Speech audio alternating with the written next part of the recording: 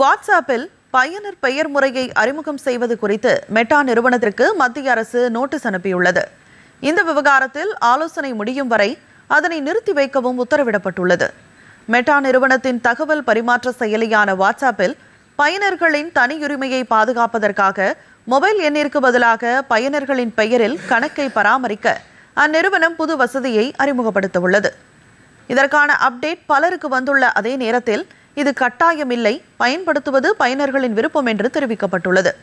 இந்நிலையில் இந்த புதிய அம்சம் குறித்து மெட்டா நிறுவனத்துக்கு மத்திய அரசு நோட்டீஸ் அனுப்பியுள்ளது. அதில் இந்த புதிய முறை எப்படி செயல்படும், அதில் உள்ள பாதுகாப்பு அம்சங்கள், குற்றவாளிகள் அதனை தவறாக பயன்படுத்துவதை எப்படி தடுக்க முடியும் என்பது குறித்து விரிவாக விளக்கும்படி கூறப்பட்டுள்ளது. 3 நாட்கள் காலக்கெடு விதித்துள்ள மத்திய அரசு இந்த விவகாரத்தில் ஆலோசித்து இறுதி முடிவு எடுக்கும் வரை பயனர் பெயர் முறையை நிறுத்தி வைக்கும்படி உத்தரவிட்டுள்ளது.